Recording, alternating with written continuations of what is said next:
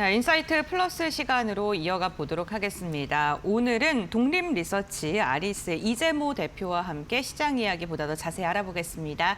안녕하세요. 네, 안녕하세요. 네, 반갑습니다. 네. 우선 뭐 시장이라던가 종목에 대한 이야기를 하기 전에 그 LG와 엔비디아 협력에 대한 이야기를 조금 저희가 긴급적으로 알아봐야 될 것 같아요. 지금 여러 가지 기사들이 쏟아지고 있는데 대표적으로 3대 분야에서 협력을 강화하겠다라고 이야기를 했거든요. 양사의 이렇게 협력 시너지를 저희가 어디까지 가늠해 보고 또 시장에서 대응 전략을 세워보면 좋을까요? 네, 일단은 뭐 다들 예상했던 부분이라고 이제 네. 말씀드리고 싶은데요. 지금 이제 봐서는 산업으로 볼 때는 로봇 산업이 일단 가장 네. 유력하게 지금 협업될 것 같고요. 지금도 뉴스 나오는 거 보니까 그동안은 이제 LG 쪽이 이제 가전 제품이 강했었기 때문에 소위 말하는 이제 가정에서 쓰일 수 있는 로봇 중심으로 뭔가 네. 이루어지지 않을까 했었는데 그 이외에도 지금 휴머노이드 로봇 관련돼서 산업용으로도 이야기가 좀 나오는 것 같아요. 그렇기 때문에 전체적으로 향후에 로봇 사업, 특히 LG 쪽이 이제 가지고 있는 기존 제조 역량 이런 걸 중심으로 해서 주목을 많이 할 것 같고요.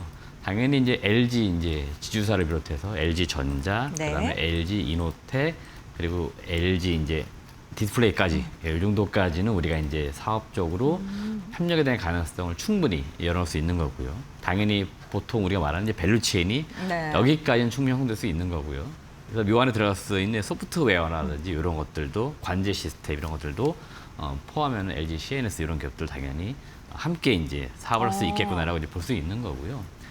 그럼에도 불구하고 주가는 뭐 그렇게 강하지 않냐 이런 게 사실은 투자하신 분들이 가장 궁금해하시는 것 같은데요. 네. 지난 5월 말 6월 초죠. 예, 그때 이미 젠상 CEO가 국내에 왔었고 그때 당시에 이제 소위 말 삼겹살 회동을 하면서 네. 이야기들이 많이 됐었을 때 주가 반응이 좀 강하게 나왔다가 네. 역으로 이제 주가가 올라간 거에 비해서 훨씬 더 많이 빠졌지 않습니까? 그러다 보니까 이제 그런 학습에 대한 효과가 있다 보니까 사실 이번 그 LG 이제 구광모 회장이 네. 미국 가가지고 젠상 CEO 만나는 거는 크게 주가 반응이 많이 나오는 것 같지는 않고요.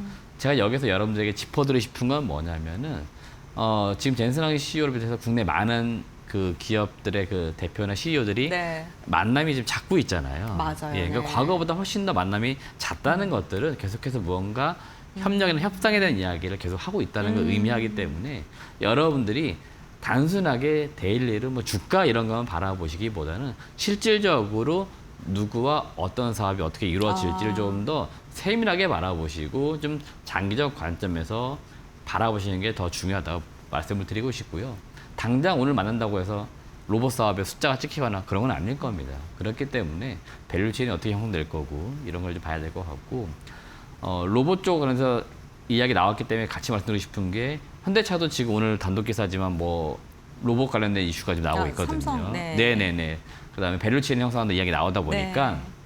정확하게는 200개 되는 협력사들에게 예, 사업에 대한 계획을 제출해 이런 얘기 했다고 합니다. 그래서 많은 지금 국내 대기업들이 이 로봇 사업을 키우기 위해서 뭔가 협력 관계를 맺고 있는 겁니다. 그런 관점에서 뭐 LG도 오늘 지금 엔비디아라는 중요 이제 협력 업체가 되겠죠. 이런 기업들과 회동이 있다라고 보시면 될 것 같습니다.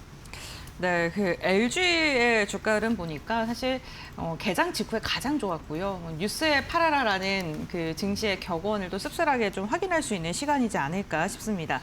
그 LG가 오르면 저희가 그냥 증시에서 하는 말로 상승의 끝물이다 뭐 이러한 이야기들도 있고 과연 이번에 상단을 돌파할 수 있을까 뭐 이러한 기대감들도 있었을 것 같은데 그래서 현재 우리 시장을 상승하는 구간으로 봐야 될지 아니면은 결국에는 또다시 변동성을 좀 크게 야기하는 구간으로 봐야 될지 대표님께서 어떻게 보실까요? 일단 우리가 하락의 변동은 지난 네. 7월 달 경험했고요. 네. 그 경험을 이제 딛고서 또다시 2주 시간이 지났는데 지금 이제 봤을 때는 시장은 좀 안정을 찾아가고 있다라고 보고 있고요. 그동안 우리가 계속해서 시장 변동이 컸던 것들은 네. 다 아시지만 그 레버리지, 예, 그 수급적 이슈가 훨씬 더 컸습니다. 개별 기업들 어떤 사업이나 산업의 이슈보다는 제가 볼 때 시장의 수급적인 이슈가 훨씬 더 컸었기 때문에 그 수급된 이슈가 하나 좀 제거가 된 거죠. 레버리지가 좀 안정화되면서 지금 지수도 안정을 찾아가는 과정이 있는 거고요. 다시금 시장은 정상 궤도에 올라설 거라 보고 있습니다. 개인적으로는.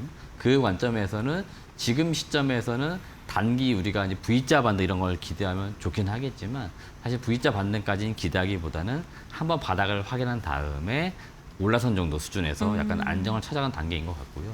이번 주는 비교적 시장의 큰 이슈보다는 사실은 뭐 매크로적 이슈가 좀 더 전 주가에 영향을 많이 미치고 있다고 보고 있는데 사실 금리 이슈가 되겠죠. 금리 이슈 측면에서도 인상 쪽보다는 약간은 좀 유지가 되거나 또는 향후에는 가능성이 좀 낮아지는 쪽으로 가는 흐름이 나오다 보니까 증시 측면에서는 이제 위험자산이 약간 선호가 되는 흐름이 네. 나왔던 것 같습니다. 그래서 전반적으로 증시가 아주 고르게 올라가는 흐름이 나왔고 다행히 또 시장에 주도했던 삼성전자 SK하이닉스가 또 지수를 약간씩 이끌어주고 있기 때문에 그 흐름 속에서 오늘 코스피나 이런 것들이 좀 반등이 나오고 있다라고 말씀을 드리고 싶습니다.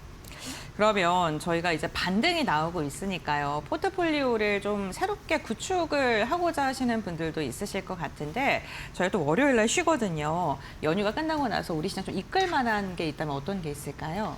개인적으로 지금 포트폴리오를 여러분들이 구축한다고 했을 경우에는 네. 지금까지 우리 상반기에 주도주라고 했던 소위 말하는 AI의 밸류체인 관련된 종목군들을 버릴 수는 없습니다. 무슨 얘기냐면요. 계속해서 실적은 좋아지는 쪽, 그다음에 업황은 계속 호황인 게 유지가 될 겁니다.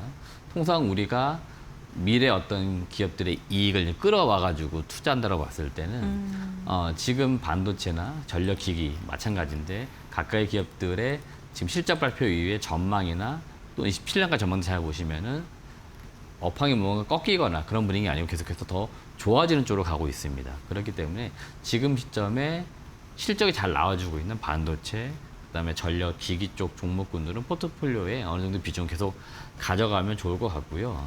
그동안 상반기에 우리가 시장을 볼 때 약간 수급이 쏠렸다는 표현을 많이 썼었는데 최근 들어서는 이 수급이 약간씩은 좀 퍼지는 흐름이 나오고 있습니다. 최근에 보시면 화장품주라든지 바이오 종목군들이 약간 반등 나오는 것들은 비교적 다행이라고 보고 있는 거고요. 이렇게 수급이 순환의 관점에 돌고 돌 때는 다른 쪽 섹터군들도 주가가 오름과 내림이 반복될 수 있기 때문에 여기에서 기회 요인들은 분명히 있다라고 봅니다. 그렇기 때문에 지금까지 소외되었던 쪽의 섹터군들, 대표적으로 바이오, 2차 전지, 그리고 오늘 좀 잘 가고 있는 로봇, 이런 식으로 시장의 이슈와 함께 반응이 나오는 쪽은 주가 반응들이 나오고 있기 때문에 동 섹터군들의 뭐 소위 말하는 관심 종목군들이 있으시면은 그 종목군들도 포트폴리오에 담아 두셨다가 전략을 좀 길게 가져가시기보다는 지금 시점은 약간은 짧게 가져가도 괜찮습니다. 네, 왜 그러냐면요. 데일리나 주간 단위로 이슈가 바뀌고 있기 때문에 네. 그렇기 때문에 굳이 장기적으로 가져간 종목들은 실적주가 되는 거고요. 약간의 성장 섹터 종목군들은 이슈와 함께 주가 반응이 나오니까 그때 올라갔을 때는 매도하는 전략, 반대로 떨어졌을 때는 담아두는 전략이 지금은 더 잘 맞을 수 있으니까 그렇게 전략들을 짜가시면 될 것 같습니다. 오히려 이 박스권의 변동성을 활용을 해서 좀 빠르게 대응을 하자라는 전략을 잡아주셨는데 이번 주 초에 좀 시장에서 주목을 받았고 기대를 한 몸에 받았던 대표적인 섹터가 화장품이잖아요. 네, K뷰티 관련된 기업들에 대한 뭐 그 기대가 점점 커지고 있는 상황인데 오늘은 진짜 또 빠르게 식어가고 있는 모습이거든요. K뷰티의 매력을 좀 지금도 긍정적으로 바라보시는지 궁금합니다. 업황만 놓고 보시면 화장품이라든지 이런 네. 쪽도 지금 계속 좋을 겁니다. 근데 제가 주가 측면에서 말씀드리고 싶은 건 뭐냐면 저도 지난 3년 정도의 그 화장품주들의 흐름을 지켜봤는데요. 항상 상고, 하저, 요 패턴이 강했습니다. 그러니까 상반기에는 화장품 업종 자체가 약간의 호황기예요. 네. 성수기라고 봐야겠죠. 그리고 겨울, 가을로 가면 약간 이제 슬로해지는 분위기가 만들어집니다. 그래요? 네. 그래서 주가도 늘 그런 식으로 따라 움직였습니다. 여러분들이 개별 기업들의 주가 흐름 잘 보시면은 상반기에 강했다가 하반기에 되려 내려가는 흐름이 매우 강했었습니다. 그렇기 때문에 지금 2분기 실적 발표되는 이 시기에 대부분의 화장품주들이 호실적을 내고 있고요. 이미 지금 8월 넘어서면서 7월달 수출 데이터가 나오지만 뭐 역대 최대치라는 이야기 나올 겁니다. 네. 그러니까 업황이 꺾인 건 절대 아닙니다. 근데 이상하게도 화장품주들이 주가가 하반기에 좀 힘들어지는 경향들이 늘 있었습니다. 그렇기 때문에 지금 여러분들이 화장품주를 혹여라도 가지고 계시고 수익권에 있으시면은 지금은 뭐 보유나 매수의 관점보다는 매도의 시기들을 잡아가는 게 좋아 보이고요. 브랜드사 ODM을 나눠서 말씀드리면은 일단 브랜드사 같은 경우에는 어제 달바글로벌 같은 경우에도 굉장히 좋은 실적을 실적 잘 냈는데 나왔어요. 실적이 나오자마자 주가 하락했어요. 꺾이는 모습 네. 나왔습니다. 그러니까 브랜드사들은 브랜드가 잘 먹혀 들어가지고 호황기를 맞으면 괜찮은데 계속해서 경쟁이 치열합니다. 그렇기 때문에 그 치열함 속에서 소위 말하는 비용, 마케팅비가 많이 들어가요. 네. 그러면 이 비용 컨트롤이 잘 안 되면은 급격히 실제 꺾이는 흐름도 나올 수 있기 때문에 시장은 그런 것들을 약간 우려하는 것 같고요. 반면에 OEM, ODM, 제조 쪽은 뭐냐면은 계속해서 브랜드사들이 경쟁하면은 화장품을 만들어야 될 수요는 많아지는 거죠.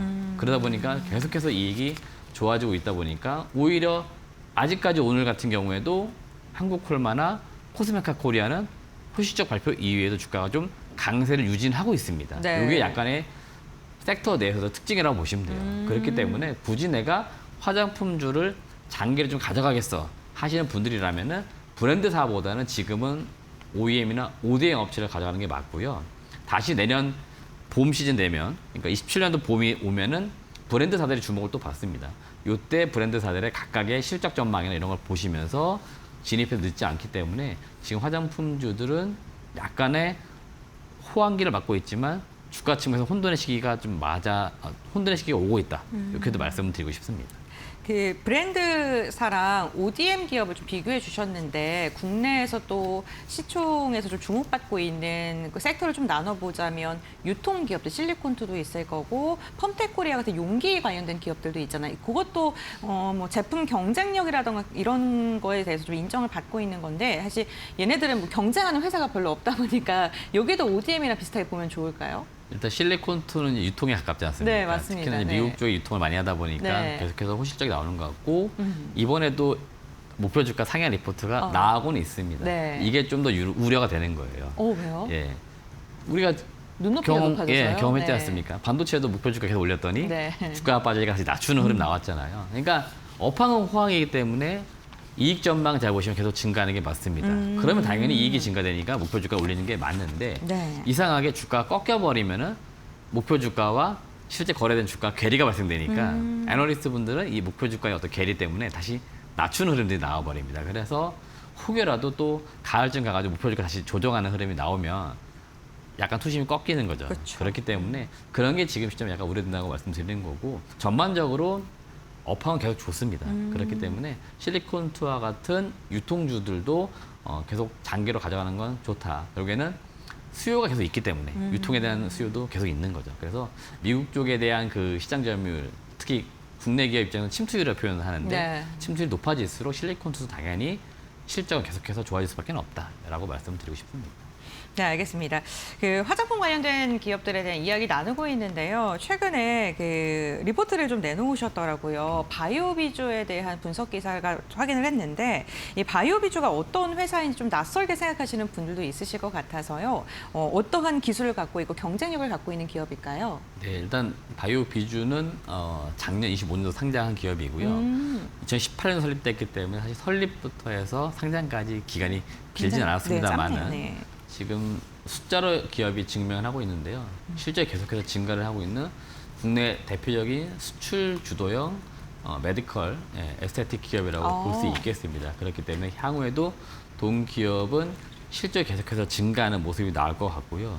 주요 제품은 스킨 부스터, 그다음 필러 이런 거고 또 단순히 제조, 생산, 개발만 하는 게 아니고 OEM, ODM도 하고요. 또 해외 좋은 제품들은 국내에도 들여와서 또 판매도 하는, 유통도 담당을 하는 복합적인 메디컬 기업이라고 보시면 될 것 같습니다. 알겠습니다. 복합 메디컬 기업이다라고 이야기를 해주셨는데 이 기업을 좀 집중하고 계시는 그 이유가 좀 궁금을 해요. 어떠한 경쟁력을 갖고 있길래 주목하셨는지 그리고 실적은 또 잘 나왔는지도 궁금해요.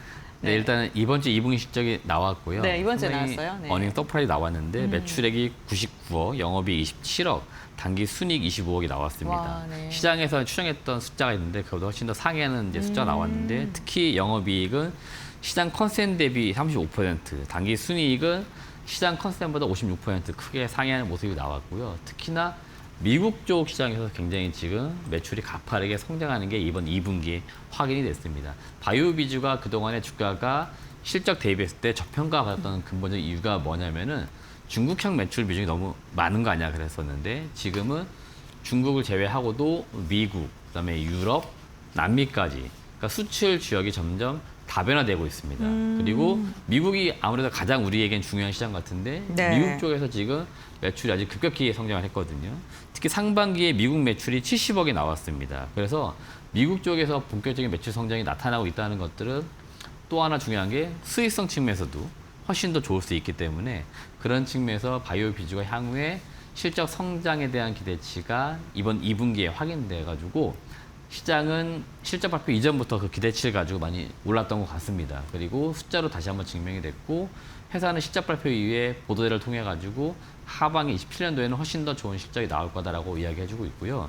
연간으로는 숫자 전망이 매출이 한 381억, 영업이익 108억, 당기순이 96억. 시장 컨센인데 이게 2분기 실적 발표 전에 나온 시장 컨센입니다. 그래서 제가 볼 때는 이번에 2분기 실적이 나온 이후 이제 커버리지하는 애널리스트 분들이 숫자를 조금씩 더 상향 조정할 것 같아요. 그럼 당연히 시장의 컨센 눈높이가 높아질 것 같고 네. 당연히 이렇게 되면 목표 주가라든지 이런 것도 올라갈 수밖에 없으니 아마 그런 측면에서 바이오 비주가 좀 더 주목을 받지 않을까로 보고는 있습니다.